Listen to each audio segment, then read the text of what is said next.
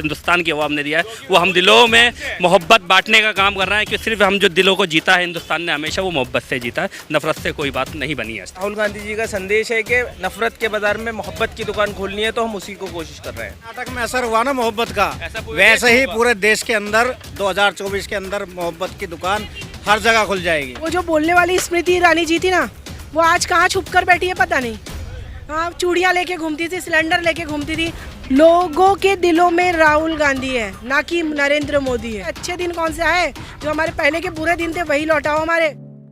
चाहूँगी आज क्या कहना चाहेंगे? आज राहुल गांधी का जन्मदिन है और यहाँ पे ये सारी चीज़ों का आयोजन किया गया है, इसके विषय में आप क्या कहना चाहेंगे? ये सिर्फ यहाँ पर नहीं, पूरे हिंदुस्तान में अलग अलग जगहों में अलग अलग घरों में ये जश्न मनाया जा रहा है। जहाँ जिससे जैसी मोहब्बत बनाई जा रही बांटी जा रही है वो बांट रहा है। यहाँ पर हमारी कोशिश है कि जैसे गर्मी का माहौल है, इस गर्मी में हमने शरबत बनाया है जिसका नाम मोहब्बत का शरबत पहले ही से लोगों ने ही दिया है, इस हिंदुस्तान की आवाम ने दिया है। वो हम दिलों में मोहब्बत बांटने का काम कर रहा है कि सिर्फ हम जो दिलों को जीता है हिंदुस्तान ने हमेशा वो मोहब्बत से जीता है, नफरत से कोई बात नहीं बनी है। ये एक मोहब्बत का शरबत है जो पुरानी दिल्ली के नाम से बड़ा मशहूर है। इसके अंदर तरबूज, दूध और रूह अफ़ज़ा डलता है और जिस तरीके से इसका मिक्सचर बनता है, पीने के बाद वाकई में मोहब्बत जागती है।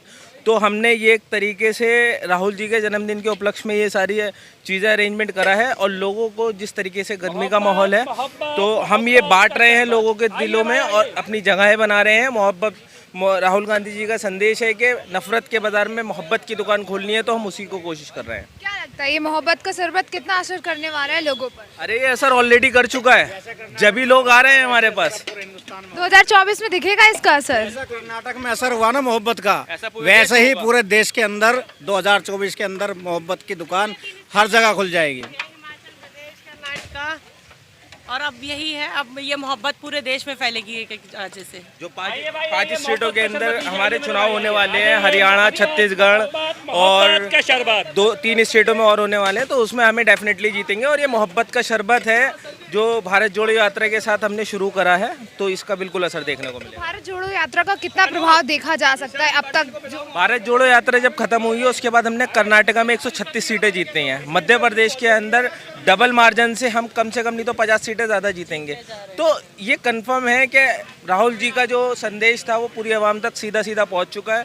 उन्होंने 101 जिस तरीके से लोगों से मिले हैं और जो यात्रा करी है उसके अंदर चाहे गरीब तबका हो, चाहे अमीर तबका हो, चाहे किसान हो, चाहे मजदूर हो, सबकी बातें सुनी और सबकी बातें को उन्होंने महसूस करा है। और जिस तरीके से दिल्ली यूनिवर्सिटी की अभी विज़िट हुई थी और बहुत सारी जगहों पर जा जाकर वो विज़िट कर रहे हैं और लोगों की परेशानियां जान रहे हैं और लोगों को ये चीज़ बहुत अच्छी लग रही है कि वो आकर और उनसे पर्सनली पूछ के जा रहे हैं। शायद ही हमारे देश का ऐसा कोई नेता होगा जो इस तरीके के कदम उठा रहा है और इस तरीके के सराहनीय कदम उठा रहा है। तो आने वाले वक्त के अंदर 2024, देखिए 2024 तो एक इलेक्शन है, बट जो जिस तरीके से राहुल गांधी जी ने जगह बनाई है दिलों के अंदर वो वाकई में सराहनीय है। और उसी चीज़ को लेकर, उसी मुहिम को लेकर आज उनके जन्मदिन के उपलक्ष्य में हम लोगों को ये मोहब्बत का शरबत बांट। बीजेपी तो कहती है सॉफ्ट पावर मीडिया के थ्रू राहुल गांधी लोगों को इन्फ्लुएंस करने का पूरा प्रयास कर रहे हैं, इस पर आप क्या कहना चाहेंगे? बीजेपी तो देखिए, इससे पहले जब मोदी जी की सरकार नहीं थी, उससे पहले जब कांग्रेस की सरकार थी, किसी ने एक वर्ड यूज़ नहीं करा था, गोदी मीडिया।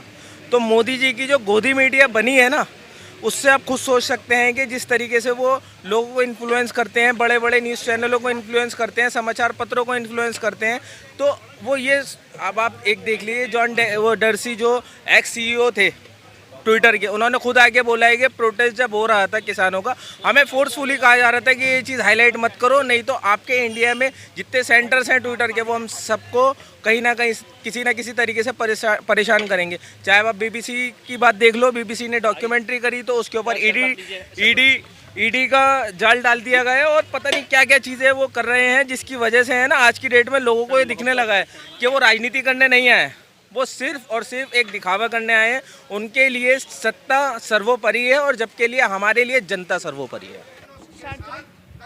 आपका नाम? मेरा नाम पिंकी सिंह है, मैं नागपुर महाराष्ट्र से हूँ। मैं भारत यात्री रही हूँ, कन्याकुमारी से कश्मीर तक जो 117 लोग सिलेक्ट हुए थे उसमें एक मैं थी। भारत जोड़ो यात्रा इसलिए शुरू कर गई थी क्योंकि जो देश में चल रहा है हिंदू मुस्लिम गलतफहमियां फैलाई जा रही है, वो सब दूर करने के लिए राहुल जी ने एक निर्णय लिया कि भारत जोड़ो यात्रा निकाली जाए, जिससे हम पूरे देश के लोगों के मन में क्या चल रहा है ये जान सके। तो लोगों ने के साथ हमको मिलकर ऐसा लगा कि जो गलतफहमियां थी आज लोगों के मन में एक प्यार फिर से वापस जागा है। जो हिंदू मुस्लिम का जो फासला बढ़ गया था वो थोड़ा कम हुआ है, थोड़ा कम हुआ है। जैसे जैसे लोगों के अंदर में ये संदेश जा रहा है कि भारत जोड़ो यात्रा में प्यार का था, राहुल जी के प्रति गलत फहमियाँ फैलाई गई थी तो लोगों के अंदर, वो भी ख़त्म हो चुकी है। आज कौन सक्षम है और कौन ना सक्षम है वो दिखाई दे रहा है कि प्रधानमंत्री के लायक राहुल जी है, नरेंद्र मोदी जी नहीं है। वो देश को बर्बाद कर रहे हैं और लोगों की पहली डिमांड आज राहुल गांधी जी हो चुकी है। यही हम लोग ने जाना है और लोगों की संस्कृति, लोगों के बारे में जानने का हमें मौका मिला। हम इस यात्रा से जुड़ने का एक सौभाग्य था हमारा कि हमने एक इतिहास कायम किया कि 3570 किलोमीटर चलने का मौका लेकर हमें राहुल जी ने एक अवसर दिया कि हम इस ऐतिहासिक यात्रा के सिपाही बन सकें।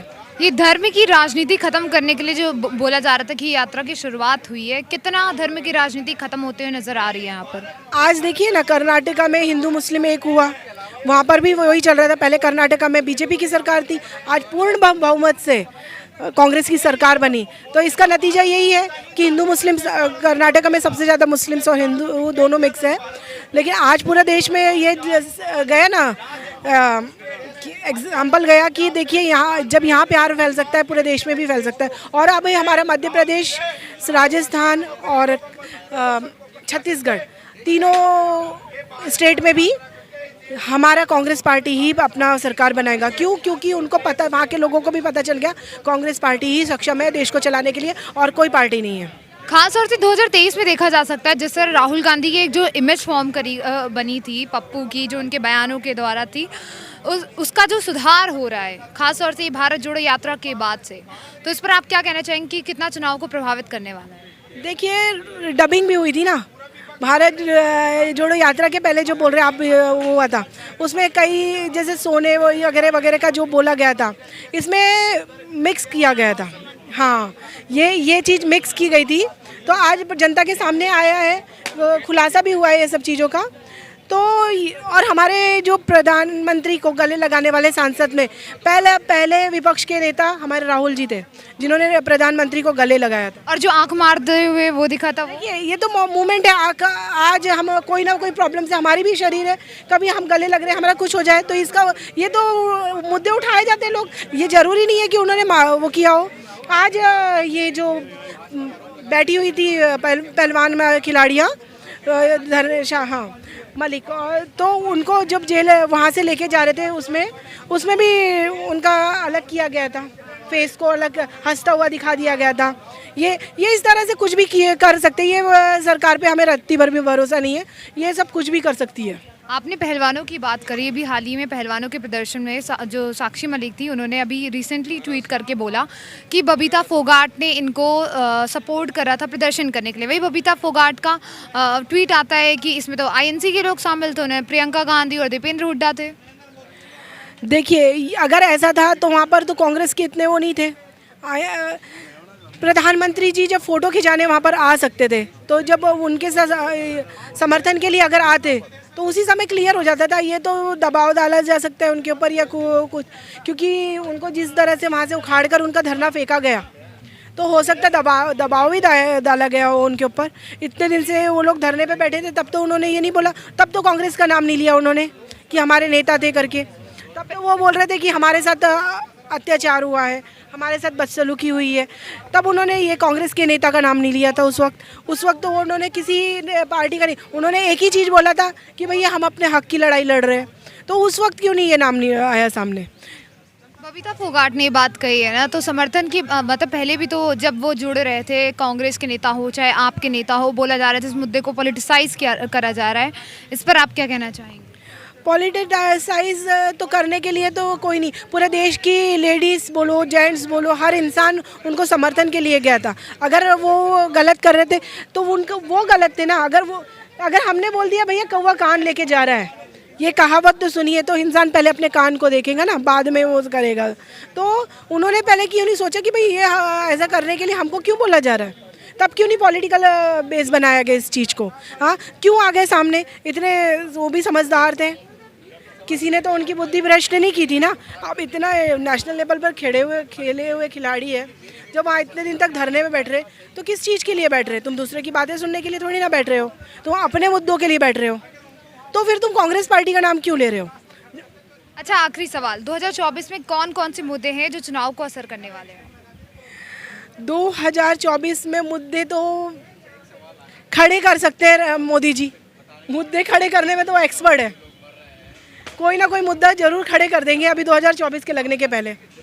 अब वही बता सकते हैं कि मुद्दे क्या खड़े होंगे। क्या कहेंगे कि देश भर में जो है लगातार जो है मोदी सरकार का विरोध भी होता रहा है, कोई स्टूडेंट हो, छात्र हो, टीचर्स हो या फिर किसान हो, पहलवान हो, तो उसके बावजूद भी कहते हैं कि बीजेपी अच्छा काम कर रही है, कुछ लोग ऐसा कहते हैं। मोदी जी के चमचे ही बोलते हैं ये कि बीजेपी अच्छा काम कर रही है, बाकी तो कोई बोल नहीं सकता। अंधभक्त जो है उनको आज भी दिखाई नहीं दे रहा कि हमारा देश बर्बाद हो रहा है।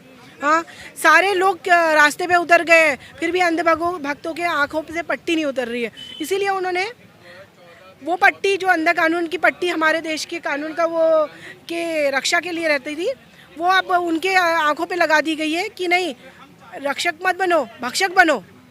बाकी पट्टी लगे रहेंगी, तुम किसको खा रहे हो, किसको बर्बाद कर रहे हो, ये दिखाई नहीं पड़ेगा तुम्हें। तुम सिर्फ पट्टी बांध कर रहे हो अंधभक्तों की।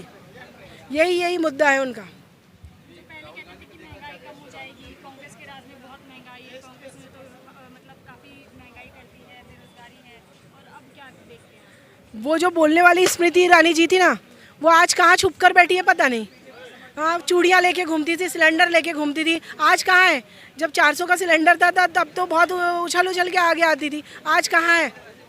आज कहाँ है? महिला बाल विकास मंत्री है, वो महिलाओं पर इतना अत्याचार हो रहे हैं, वो कहाँ है? वो अभी तो दिखाई नहीं दे रहा उनका चेहरा। हाँ, महिलाएं जब उतर जाती है रास्ते पे तब भी वो नहीं दिखाई दे रहा। इतने बलात्कार हो रहे तब भी वो ट्वीट करने नहीं आ रही कि भाई महिलाओं के साथ ऐसा हो रहा है करके। तो वो मंत्री पद से इस्तीफा देना, जब तो उछल के आती है, आज इस्तीफा देने के लिए भी उछल के आ जाए सामने। तो ये तो उन लोगों को, ये सरकार आपको मालूम है ना, बिल्कुल बेरहम इस टाइप की सरकार है। इस सरकार में कोई यानी न्याय का तो हम वो कर ही नहीं सकते। जब हमारे लाल बहादुर शास्त्री जी दुर्घटना हुई रही थी तब रेल मंत्री थे, उस वक्त उन्होंने इस्तीफा दिए थे। आज वो अब प्रेजेंट के रेल मंत्री क्यों नहीं दे रहे? ये इसलिए नहीं दे रहे क्योंकि उनके सर पर मोदी जी का हाथ है।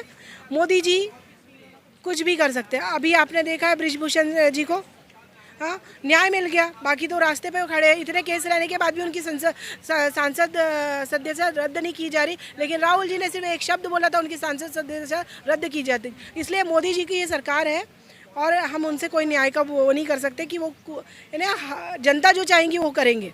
वो अपने मन की बात करते हैं, जनता की मन की बात को वो सुनना पसंद नहीं करते हैं। लोगों के दिलों में राहुल गांधी है, ना कि नरेंद्र मोदी है। लोगों के दिल दिमाग हर इसमें, क्योंकि वो ऐसे परिवार के बेटे हैं जो देश के लिए कुर्बान हो चुका है। उनकी दादी वो भी शहीद हुई है, उनके पापा वो भी शहीद हुए, और शुरू से स्वतंत्रता संग्रामी रहे हुए उनके परिवार हैं। तो वही रहेंगे ना। ये तो यानी झोल दे के जुमलेबाजी करके ये आ गए, मोदी को जिताएंगे, अच्छे दिन आएंगे। भाई अच्छे दिन कौन से आए? जो हमारे पहले के बुरे दिन थे वही लौटाओ, हमारे वही ठीक थे। आज अच्छे दिन, तुम्हारे अच्छे दिन आ गए तो अदानी अंबानी के अच्छे दिन आ गए, देश बर्बाद हो गया। तुम्हारे अच्छे दिन आए, देश के बर्बाद करके जनता के तो बुरे दिन ला दिए हो। तो हमारे जो बुरे दिन थे वो लौटा दो, ये अच्छे दिन तुम ले लो, तुम्हें मुबारक हो। खबरों में बने रहने के लिए फोरम 4 को सब्सक्राइब करें और नोटिफिकेशन पाने के लिए बेल आइकन दबाएं।